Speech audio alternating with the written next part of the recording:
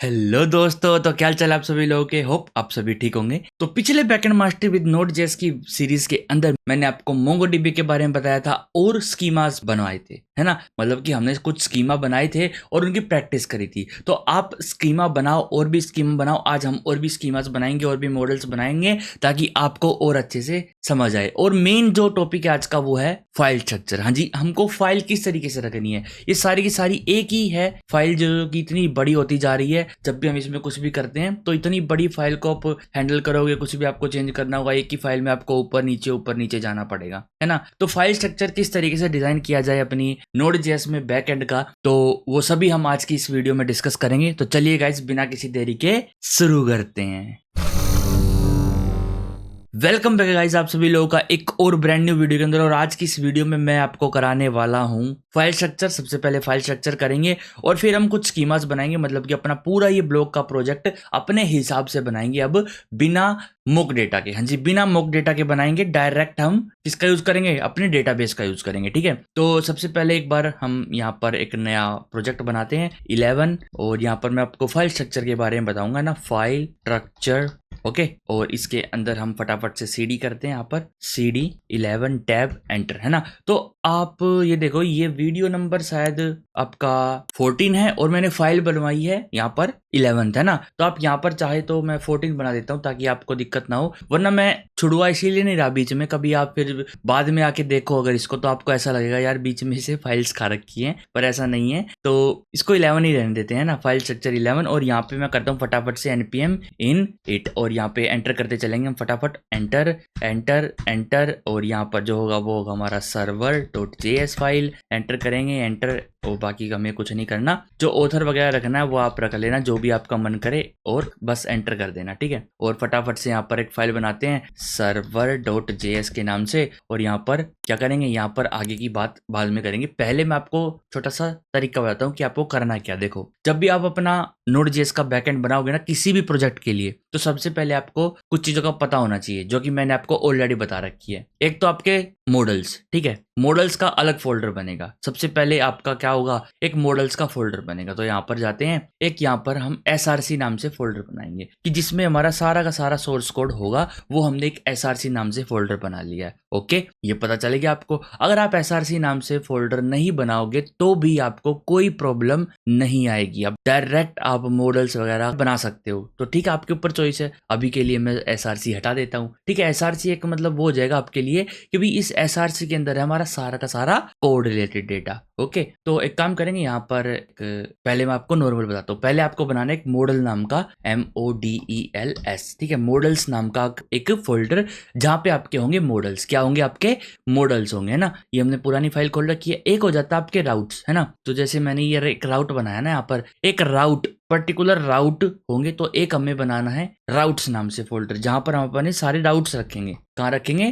क्या रखेंगे, राउट्स रखेंगे। ओके, उसके बाद जब हम पर्टिकुलर राउट पे रिक्वेस्ट करते हैं, dot gate request, post request, कोई सी भी रिक्वेस्ट करते हैं, तो एक फंक्शन रन होता है ना, ये वाला फंक्शन। इन फंक्शन को कहते हैं कंट्रोलर। क्या कहते हैं, कंट्रोलर, ठीक है। इन्हीं फंक्शन को कंट्रोलर कहते हैं। और कंट्रोलर का एक अलग फोल्डर बनेगा जिसमें हम ये सारे फंक्शंस रखेंगे। तो वो हम बनाएंगे यहाँ पर कंट्रोलर्स के नाम से। ओके, और हमने क्या यूज करा है, और हमने यूज करा मिडलवेयर्स। क्या यूज करे हैं, हमने मिडलवेयर्स यूज करे हैं। तो मिडलवेयर्स के लिए भी हम अपना एक नया फोल्डर बनाएंगे जिसका नाम क्या होगा, मिडलवेयर्स, ठीक है, मिडलवेयर्स। अब मिडलवेयर्स हो गए, कंट्रोलर्स हो गए, मॉडल्स हो गए, राउट्स हो गए। एक फोल्डर आप और बना सकते हो जहां पर हम अपनी सर्वर साइड रेंडरिंग को हैंडल करेंगे। वो है व्यूज नाम से। किस नाम से, VIEWS, व्यूज हम यहाँ पर रखेंगे। क्या रखेंगे, व्यूज रखेंगे। ये अभी मैं आपको बस बता दिया मैंने आपको, ये फोल्डर ये भी बनता है जहां पर हम अपनी सर्वर साइड रेंडरिंग को हैंडल करते हैं। तो ये कैसे करेंगे वो भी मैं आपको बताऊंगा। छोटा सा एग्जांपल तो मैंने आपको ऑलरेडी दे दिया है पुरानी वीडियोस के अंदर। और इसके अंदर हम EJS फाइल्स बनाएंगे। अब वो EJS क्या होती हैं सब कुछ बाद में डिस्कस करेंगे। अभी पहले फाइल स्ट्रक्चर मैंने आपको बता दिया, कंट्रोलर, मिडलवेयर, मॉडल, राउट्स, ये आपके पास मेन होने चाहिए। मेन ये है APIs के, ठीक है। तो यहाँ पर और हम बात करेंगे यहाँ पर। तो अभी एक काम करते हैं, इन सभी को सेटअप करना बिल्कुल सेम नहीं होगा। जैसे यहाँ पर ये सेटअप करा बिल्कुल सेम नहीं है, थोड़ा सा डिफरेंट है मेथड, पर और एक बहुत अच्छा मेथड है, बताता हूँ आपको। ये आपने फोल्डर बना लिए, अब आप क्या करो, एक और फोल्डर यहाँ पे बना लो यूटिल्स के नाम से। क्या यूटिलिटी बना लो चाहे तो आप, या फिर यूटिल्स के नाम से बना लो। मतलब इसके अंदर आपके कुछ कॉमन फंक्शंस होंगे जो आप कहीं पे भी यूज कर पाओगे, जैसे कि कोई भी रैंडम नंबर निकालना, या भी इस तरीके से, या फिर इस तरीके से आपके नॉर्मल कॉमन फंक्शंस होंगे। ठीक है, तो ये आप कॉमन फंक्शंस इस यूटिलिटी फोल्डर के अंदर बना सकते हो। अब आपकी मर्जी है, आप इसके अंदर और फोल्डर बनाना चाहो कि भाई कंट्रोलर के अंदर आपको ओथ के कंट्रोलर अलग रखने हैं, और जैसे ब्लॉग पोस्ट है उसके कंट्रोलर अलग रखने हैं, और यूजर्स है तो उसके कंट्रोलर्स अलग रखने हैं। ये टोटली आपके ऊपर डिपेंड है। ठीक है, तो ये सभी आपको ध्यान देना है यहाँ पर। उसके बाद आप अपने कंट्रोलर्स को और सभी चीजों को बना सकते हो। कैसे बनाओगे, देखो अपने server.js में आओ, सबसे पहले आपको यहीं आना है। उसके बाद आपको यहाँ पे लिखना है, क्या लिखना है, इंपोर्ट करोगे ना, इंपोर्ट एक्सप्रेस। एक्सप्रेस को इंपोर्ट कर लो, एक्सप्रेस फ्रॉम एक्सप्रेस। यहाँ से सॉरी हमने डाल नहीं रखा एक्सप्रेस है ना, तो यहाँ पर डाल लेते हैं npm i एक्सप्रेस। और एक्सप्रेस डालने के बाद और भी क्या कुछ करना है, क्या कुछ करना है तो बताओ। देखो पुराने प्रोजेक्ट में चलते हैं और यहाँ पर हम पैकेज.json में जाएंगे। हमने मोंगूस भी डाल रखा है ना। मोंगूस किसके लिए डाला था, अपने डेटाबेस को हैंडल करने के लिए, तो npm i मोंगूस कर लेंगे हम, है ना। मोंगूस भी हमने डाल दिया है। अब और एक ये डेव स्क्रिप्ट भी हम उठा लेंगे यहाँ से डेव स्क्रिप्ट उठाएंगे और अपने इस वाले पैकेज.json में रख देंगे। यहाँ पर इसके अंदर यहाँ पर कोमा लगाएंगे और रख देंगे। ठीक है, तो ये हमने यहाँ पर बना के तैयार कर लिया है। अब बारी आती है अपनी, हाँ जी, अब बारी आती है अपनी अपने सर्वर को बनाने की। तो आप सर्वर बना लो, कैसे भी करके बना लो। मैं मान लो मैं लेता हूँ यहाँ पे const app equal to express, और एक्सप्रेस के बाद में ब्रैकेट लगा दूंगा, और फिर बाद में मैं एक फंक्शन बनाऊंगा डेफ नहीं होगा, एक फंक्शन बनाऊंगा असिंक फंक्शन, और यहाँ पे होगा स्टार्ट नाम का, और इस स्टार्ट फंक्शन के अंदर हम यहाँ पर देंगे बाकी चीजें, है ना। बाकी चीजें इन द सेंस बताऊंगा अभी आपको। यहाँ पे हम देंगे ट्राई कैच देंगे, ट्राई कैच, और इसके अंदर हम अपना डीबी वगैरह कनेक्ट करवाएंगे, और कनेक्ट करवाने के बाद स्टार्ट कर देंगे अपने फंक्शन को, और हमारा जो ऐप है वो स्टार्ट हो जाएगा। कैसे, हम यहाँ पे app.listen भी तो करेंगे ना, app.listen, और यहाँ पे हम पोर्ट देंगे, पोर्ट भी डिक्लेयर करना पड़ेगा, पोर्ट भी अच्छे से देंगे। .env के बारे में भी अच्छे से बात करेंगे इस वीडियो के अंदर ही, मैं आपको बता दूंगा कि कैसे क्या सब कुछ होगा। पोर्ट देने के बाद आप यहाँ पर दोगे कोमा और एक कॉल बैक फंक्शन जो कि इस तरीके का कुछ होगा, और इसके अंदर आप करोगे console.log, और यहाँ पर बैक टिक दे के हम करेंगे server is listening on http://local host, और यहाँ पर हम पोर्ट दे देंगे, क्या दे देंगे, पोर्ट दे देंगे, PORT पोर्ट। ओके, अब यहाँ पर कॉन्स्ट बनाते हैं एक पोर्ट नाम से, कॉन्स्ट पोर्ट इक्वल टू, यहाँ पर हमारा हो जाएगा process dot env dot port, और क्वेश्चन मार्क रख देते हैं 2, ये हमारा है नलिश ऑपरेटर। ठीक है, और यहाँ पर हम रखेंगे 3000। ओके, अब हमारा जो पोर्ट है वो 3000 होगा, या फिर अगर इससे आया तो ये हो जाएगा, इससे नहीं आया तो हमारा 3000 हो जाएगा। ठीक है, तो ये अभी आपको यहाँ पर सेटअप करना है। ये हमारा नलिश ऑपरेटर है, अगर ये चीज एक वैलिड नंबर है, अगर ये वैलिड है तो ये हो जाएगा, वरना ये हो जाएगा। कोई परेशानी आपको नहीं आने वाली। अब मैं अगर स्टार्ट करता हूँ इसको सर्वर को, तो यहाँ पे वो भी हो जाएगा, और console.log करेंगे एरर को। अगर कोई भी एरर आता है तो यहाँ पर एरर को console.log कर देंगे, और यहाँ पे मैं स्टार्ट करके दिखाता हूँ आपको। npm run dev एंटर करूंगा तो यहाँ पर क्रैशिंग आ चुकी है ना। कैन नॉट इंपोर्ट स्टेटमेंट, लो भाई ये तो बहुत कॉमन एरर है ना, बहुत कॉमन एरर। यहाँ पर टाइप लिखेंगे मॉड्यूल, सिंपल, आपको इतना ही करना है, और ये एरर चली जाएगी। यहाँ से देखो चली गई, अपना सर्वर स्टार्ट हो चुका है। अब आपको एक और फोल्डर बनाना है, यहाँ पे डीबी के नाम से बना लो, डेटाबेस के नाम से बना लो, वो आपकी चॉइस है टोटली। और इसके अंदर हम डीबी का फंक्शन रखेंगे जिससे हम डेटाबेस से कनेक्ट होंगे, जिससे डेटाबेस से कनेक्ट होंगे। तो यहाँ पर हम चलते हैं, इसके अंदर एक फाइल बनाते हैं db कनेक्ट के नाम से, या फिर db.js ही बना लो, .js, और इसके अंदर चलते हैं, एक फंक्शन बनाएंगे हम यहाँ पर। हाँ जी, पहले हम एक फंक्शन बनाएंगे जो कि है अपना एक्सपोर्ट असिंक फंक्शन, और फंक्शन का नाम होगा कनेक्ट db। ओके, ये हमने फंक्शन बना लिया है, और इस फंक्शन को हम यहाँ पर कॉल कर देंगे। एक्सपोर्ट भी कर रहे हैं साथ में, तो इसके अंदर हम सिंपली एक ट्राई कैच रखेंगे, और ट्राई कैच रखने के बाद एक इंपोर्ट करेंगे हम, क्या, अपना वही तरीका जो हम मोंगूस से डीबी कनेक्ट करते हैं, मोंगूस को इंपोर्ट करेंगे यहाँ पर, और यहाँ पर हम लिख देंगे अवेट mongoose.connect, कि भाई जब तक mongoose कनेक्ट नहीं होता तब तक तुम अवेट करो। और यहाँ पर जो हम स्ट्रिंग लिखेंगे ना, वो अब की बार लेके आएंगे हम, कहाँ से लेके आएंगे, वो हम अब की बार लेके आएंगे env फाइल से। हाँ जी, env फाइल से लेके आएंगे। तो यहाँ पर लिख देते हैं, इस तरीके से हम अपनी स्ट्रिंग को यूज करेंगे यहाँ पर, process.env.mongo URI, ठीक है, URI बोल लो, URL बोल लो, जो आपकी चॉइस है, जो मर्जी जो मन में आए आप बोल लो। उसके बाद स्लैश लगाएंगे और जो भी आपके प्रोजेक्ट का नाम होगा, जैसे हमारे प्रोजेक्ट का नाम क्या था आप देख सकते हो, मोंगूज खोलो, यहाँ पर मोंगूज में आपको नजर आ जाएगा कि हमारे प्रोजेक्ट का नाम क्या था। यहाँ पर मैं चलता हूँ इसके अंदर और यहाँ पर आप देख सकते हो YT ब्लॉग, क्या था, YT ब्लॉग था ना, तो यहाँ पर हम लिख सकते हैं YT ब्लॉग, सिंपल इतना लिख दो और सेव कर दो। अब ऐसा नहीं है कि कनेक्ट हो जाएगा, यहाँ पर हम console log करेंगे, console.log, और यहाँ पर हम कहेंगे error while connecting to DB, तो ये हमने कर दिया। यहाँ पर DB से कनेक्ट होते वक्त एरर आ गया, अगर यहाँ पर कोई एरर आता है तो वो आ जाएगा हमारे पास, ठीक है। अब डायरेक्ट इसको हमने एक्सपोर्ट भी कर रखा है, तो हम क्या करेंगे, यहाँ पर इसको इंपोर्ट कर लेंगे। हाँ जी, यहाँ पर हम इंपोर्ट करेंगे, कनेक्ट DB नाम से था ना DB, तो इंपोर्ट करके आते हैं एक बार, यहाँ से हमको करना पड़ेगा इसको इंपोर्ट कनेक्ट DB, नहीं हो पा रहा है ना, कोई दिक्कत की बात नहीं है, यहाँ से हम इस तरीके से कर लेंगे और फ्रॉम करेंगे, फ्रॉम, और ये हमारा हो जाएगा ./DB और /DB, ठीक है। तो ये हमने यहाँ पर सेटअप कर लिया कि db.js लगा देना, आपको एरर आ सकता है और JS नहीं लगाओगे। Node.js के अंदर जब भी आप इंपोर्ट करते हो पर्टिकुलर फाइल से, तो आप .js जरूर लगाना, वरना एरर आएगा। हाँ जी, बिल्कुल आएगा, ये आपको ध्यान रखना पड़ेगा, ठीक है। अब इस कनेक्ट DB को हम यहाँ पर पेस्ट करेंगे, सॉरी लास्ट में B तो बड़ा है ना, B बड़ा कर देंगे यहाँ पर, और अवेट करेंगे, यहाँ पर अवेट कनेक्ट DB और फंक्शन को कॉल कर देंगे, ठीक है। अब सेव करते हैं, क्या हमारा सर्वर देखो यहाँ पर error while connecting to DB से कनेक्ट करते टाइम एरर आ गया, क्यों आया वो भी बताऊंगा। देखो अभी हमने env फाइल नहीं बनाई है यहाँ पर, है ना, एक env फाइल बनाएंगे हम .env, और इसके अंदर एक तो हम देंगे पोर्ट देंगे हम इसके अंदर 5000, जान के दे रहा हूँ 5000, ताकि पता चले कि अभी env से भी हमारा जो पोर्ट है वो उठाया जा रहा है। और एक मैं बनाऊंगा यहाँ पर मोंगो URI, और इसके अंदर स्ट्रिंग देंगे, और स्ट्रिंग आपको क्या देनी है मैंने आपको ऑलरेडी बता रखा है, आप यहाँ पर जाओ, इस पे क्लिक करो और ये जो लिंक है ये कॉपी करके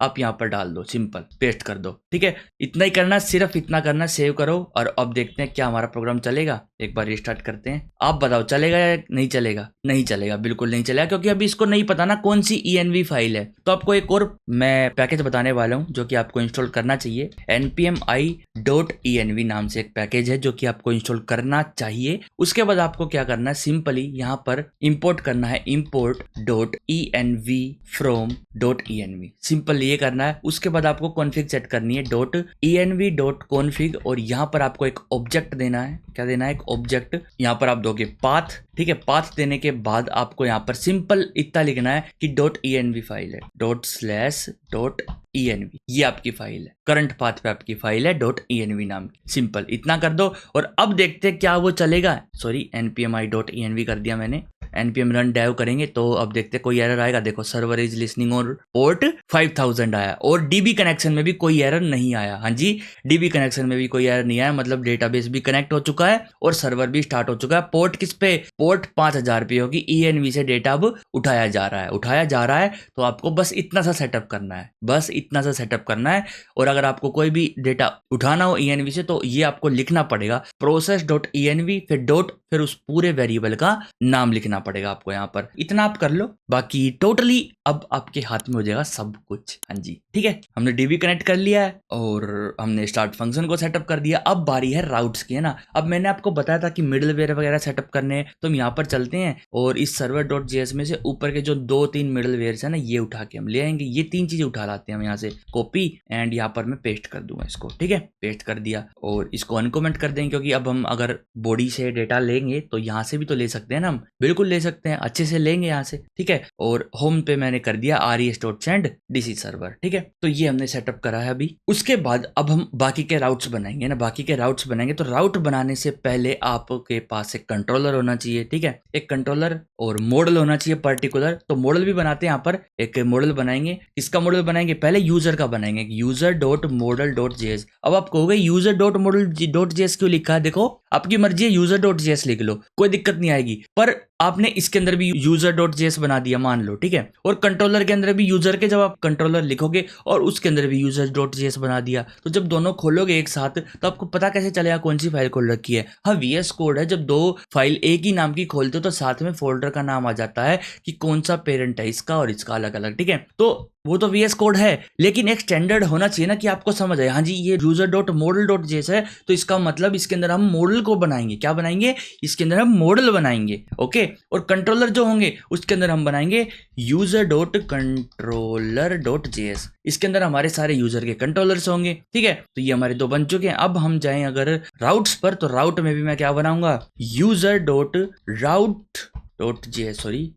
ठीक है, अब आप इसका आइकन देखोगे अलग बन रहा है, तो कोई दिक्कत की बात नहीं, वो VS कोड की फंक्शनलिटी है वो अलग बना रहा है ना। तो हमारे पास यूजर मॉडल है, यूजर कंट्रोलर है और यूजर राउट्स है ना। इसके अंदर हमारे राउट्स होंगे, इसके अंदर हमारे कंट्रोलर्स होंगे, इसके अंदर हमारे मॉडल्स होंगे, और इन सभी को कनेक्ट करके हमको server.js को बताना पड़ेगा कि ये है हमारी सारी चीजें। वो कैसे बताएंगे, देखो सबसे पहले अभी बस इतना समझ लो कि अभी मैं अगर एक कंट्रोलर बनाऊं सिंपली, कि मान लो रजिस्टर यूजर का एक फंक्शन बनाता हूं मैं ना, तो यहाँ पर एक सिंपल अभी फंक्शन बनाता हूँ, फंक्शन रजिस्टर यूजर के नाम से, और यहाँ पर ये जो फंक्शन है ये सिंपल आपका लेगा रिक्वेस्ट एंड रिस्पॉन्स, है ना। क्या लेगा, रिक्वेस्ट लेगा और रिस्पॉन्स लेगा, और हम क्या करेंगे इसमें हम यहाँ पर res.send कर देंगे यूजर रजिस्टर्ड, सिंपल इतना लिख देंगे अभी हम यूजर रजिस्टर। ओके, इतना हमने कर दिया यहाँ पर। अब इस फंक्शन को एक मिनट यहाँ पे थोड़ा सा गैप देते ताकि अच्छे से दिखाई दे। अब इस फंक्शन को हम एक्सपोर्ट करेंगे, किस तरीके से करेंगे टोटली आपके ऊपर चॉइस है, यहाँ पर एक्सपोर्ट लिख लो या फिर आप नीचे एक्सपोर्ट लगा के यहाँ पर,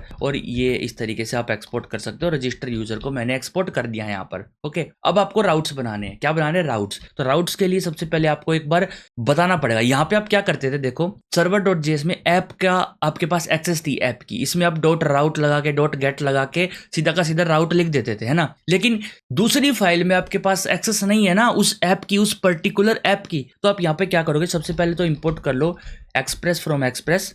उसके बाद आपको क्या करना है, एक राउटर बनाना है अपना खुद का, कॉन्स्ट बनाते हैं यहाँ पर राउटर, और इक्वल टू ये किसी भी नाम से बनाओ, टोटली आपके ऊपर डिपेंड है। यहाँ पर आपको लिखना है express.router, इतना बनाना है, ये एक राउटर बनके तैयार हो जाएगा। अब इस राउटर पे आप अपने सारे राउट सेटअप कर सकते हो, जैसे कि router.route इतना लगाना है, और यहाँ पर आप अपना दे दो /register, क्या दे दो, /register दे दिया। तो /register पे जो भी आएगी इस राउट पे, इस पर्टिकुलर राउट पे, क्योंकि डायरेक्ट तो हम /register पे करने नहीं वाले। देखो अभी पोस्टमैन ओपन करके दिखाता हूँ अभी आपको, यहाँ पर लिखता हूँ पोस्टमैन, और पोस्टमैन लिखने के बाद ये थोड़ा सा ओपन होने में टाइम ले रहा है, तो कुछ ऐसा हमारा ये पोस्टमैन ओपन हुआ है। यहाँ पर हमारे पास प्रोजेक्ट्स थे, है ना। इन प्रोजेक्ट्स में क्या था, /blog था, और सर्वर की वैल्यू क्या थी, सर्वर की वैल्यू जो थी हमारी वो थी, यहाँ पर आप एनवायरमेंट में जाके चेक कर सकते हो, एनवायरमेंट में जाओ और यहाँ पर इस पे क्लिक करो, देखो सर्वर की वैल्यू थी हमारी लोकल होस्ट API v1, है ना। इस सर्वर को हम यहाँ से चेंज कर देंगे और यहाँ पर रख देंगे अपनी API, सिंपल API रख देंगे इसकी वैल्यू, और अब सेव करेंगे इसको। अब यहाँ से सर्वर को हमें चेंज करना पड़ेगा, एक सेकंड, कलेक्शन में जाओ और ये जो है हमारी गेट, यहाँ पर API करना पड़ेगा, API, इसको भी API करके सेव कर देंगे और इसको भी API करके सेव कर देंगे कि भाई ये हमारा API का लिंक है ना। API बोलो सर्वर बोलो, टोटली आपके ऊपर डिपेंड है आप क्या बोलना चाहते हो उसको, बस आपने वेरिएबल से एक सेव करके रख लिया है ना। तो यहाँ पर इसकी वैल्यू क्या है, यहाँ पर इसकी वैल्यू जो है ना वो आपको दिख ही रही होगी, एक सेकंड इनको बंद कर देता हूँ मैं एक बार। इसकी वैल्यू है लोकल होस्ट 4000/API/v1। अब डायरेक्ट तो हम रजिस्टर पे नहीं मारेंगे ना, पहले हम कुछ तो लगाएंगे ना, वो भी बताऊंगा आपको, इसीलिए मैंने आपको दिखाना था। API v1 वगैरह सब कुछ लगाना बाकी है अभी। ओके, तो यहाँ पर अभी API v1 वगैरह सब कुछ लगाना बाकी है, तो हम यहाँ नहीं लगाएंगे वो। यहाँ पर आपने राउट दिया, सिंपल आपको राउट देना है सबसे पहले, और डॉट लगा के आप अपने सारे फंक्शंस दे सकते हो। .get में आपको क्या करवाना है, सिंपल यहाँ पे फंक्शन का नाम लिख दो रजिस्टर यूजर, ये वाला आपका फंक्शन का नाम था रजिस्टर यूजर। .post पे चाहिए आपको तो .post पे भी लग जाएगा, यहाँ पर .post लिखो रजिस्टर यूजर, मतलब कि जब इस राउट पे पोस्ट रिक्वेस्ट आएगी तो रजिस्टर यूजर फंक्शन रन होगा। वो कहां से उठाया हमने, वो हमने उठाया कंट्रोलर से। समझ रहे हो हमने क्यों बनाए इतने सारे फोल्डर, यहाँ पर कंट्रोलर में हमारे वे फंक्शन होंगे, राउट्स हमारे वे फंक्शन उठाएगा, और server.js है जो हमारा वो हमारे राउट्स को उठाएगा। अब बारी आती मॉडल की, तो मॉडल को हम कंट्रोलर्स के अंदर ही उठाएंगे मॉडल के साथ छेड़छाड़ करने के लिए ना। तो वो भी देखते हैं अभी। सिंपल आपको क्या करना है, ये आपने राउट बना लिया, अब आप इसको राउट को एक्सपोर्ट कर दो। आप इस राउट को एक्सपोर्ट कर दो, कैसे करोगे, एक्सपोर्ट कॉन्स्ट, और जो भी आपके राउट जिस भी नाम से एक्सपोर्ट करना चाहते हो ना वो आप यहाँ पर लिख दो। जैसे कि मैं चाहता हूँ यूजर राउट्स, ठीक है, यूजर राउट से एक्सपोर्ट करना चाहता हूं, या फिर यूजर राउटर बोल लो, ठीक है, यूजर राउटर, और आप यहाँ पे इसके इक्वल में रख सकते हो राउटर, ठीक है, यूजर राउटर एक्सपोर्ट हो जाएगा अब एज अ राउटर। अब सेव करते हैं इसको हमने एक्सपोर्ट कर लिया, कंट्रोलर बना लिए, मॉडल बना लेंगे, कोई दिक्कत की बात नहीं है। अब बारी आती है उस राउट को अपने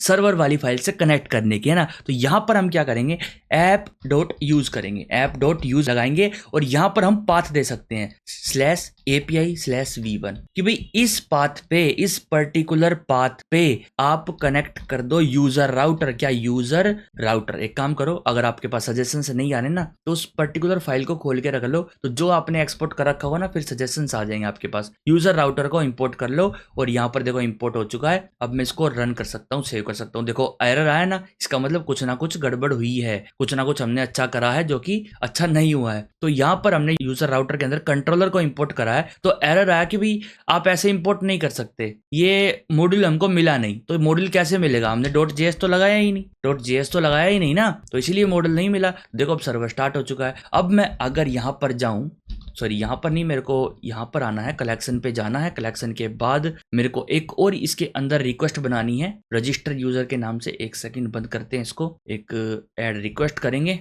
रजिस्टर यूजर के नाम से, और इसको हम पोस्ट बनाएंगे, पोस्ट, और यहाँ पर हम लिखेंगे API/blog नहीं, यहाँ पर अपना होगा /register। एंटर करेंगे तो यहाँ पर अभी एरर आ रहा है ना, देखते हैं यहाँ पर एरर क्या आया। अभी अपने कोड पे चलते हैं और देखते हैं। ये तो 5000 पे रन हो रहा है ना, 5000 इसको ठीक करके आते हैं एक बार। 5000 पे तो नहीं करना ना, 3000 पे करना है या 4000, वो आप अपना वेरिएबल चेंज कर लो चाहे तो यहाँ पर, या फिर अपने सर्वर को दोबारा से होस्ट कर लो यहाँ पर 3000 पोर्ट पे, वो टोटली आपके ऊपर है, ठीक है। तो अब चलते हैं यहाँ पर, और ये जो अपनी ऐप है ये 4000 पे हो रही है ना, दोबारा से करनी पड़ेगी। 4000 पे Ctrl+C करेंगे यहाँ पर, और .env में यहाँ पर 4 लिख देंगे। क्या लिख देंगे? 4000। सेव करेंगे इसको और अब रन कर देंगे, क्योंकि जब आप env में जब भी कोई फाइल या वेरिएबल की वैल्यू चेंज करोगे तो आपको अपना सर्वर जो है रिस्टार्ट करना पड़ेगा। हाँ जी, करना पड़ेगा। उसके बाद यहाँ पर हम अगर रजिस्टर पे करते हैं एंटर, तो यूजर रजिस्टर्ड लिखा हुआ आ रहा है ना, बिल्कुल आ रहा है, बिल्कुल अच्छी बात है, आ रहा है, आएगा भी, क्योंकि हमने सेटअप इस तरीके से करा। आप देखो बताता हूँ ये हो क्या रहा है। सबसे पहले हमने app.use डाल दिया कि भाई app.use यहाँ पर हमने डाला है। इस app.use का यूज हम राउटर को लगाने में भी कर सकते हैं। तो हमने क्या किया,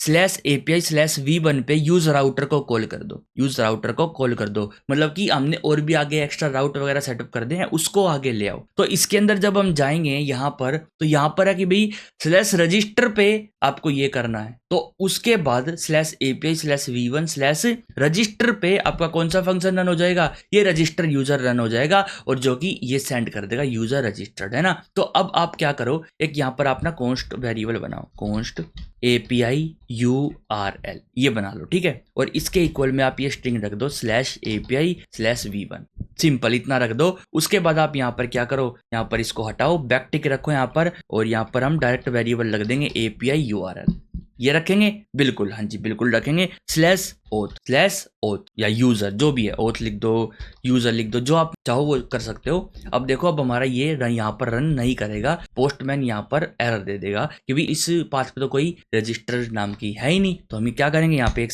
/ और लगाएंगे, और यहाँ पे रखेंगे यूजर। अब यूजर रजिस्टर पे, तो अब क्या बनाइए, अब ये यहाँ पर बना कि भाई आपने क्या किया, /API/v1/user पे यूजर राउटर को कॉल करा है, और यूजर राउटर जहां से आया उसने क्या किया, उसने अपने राउटर बना रखे कि भाई उसके बाद अगर /register हो तो इस पे जाना है, सिंपल खाली / हो तो दूसरे पे जाना है। जो भी आप यहाँ पर राउटर बनाना चाहो बना सकते हो। तो ये देखो, ये मैंने जो कंट्रोलर बनाए हैं वैसे तो ये यूजर के नहीं है, ये ऑथेंटिकेट वाले हैं। तो यहाँ पर मैं auth रख देता हूँ, इसका नाम क्या रख देता हूँ, auth रख देता हूँ। auth.controller.js हो जाएगी, और यहाँ पर जो है राउट्स में भी मैं auth रख देता हूँ, क्या auth, एंटर करेंगे, और अब इसके अंदर इसको सेव कर देंगे यहाँ पर, और इनका भी मैं auth राउटर रख देता हूँ यहाँ पे, auth राउटर सेव करेंगे, और server.js में जाएंगे, यहाँ पर auth रख देंगे, रख दिया मैंने auth। और यहाँ पर भी मेरे को auth रखना पड़ेगा, AUTH, auth राउटर को इंपोर्ट कर लिया मैंने यहाँ पर, ठीक है। सेव करते हैं और इसको हटा देते हैं, यूजर राउटर नाम से भी कुछ भी नहीं है,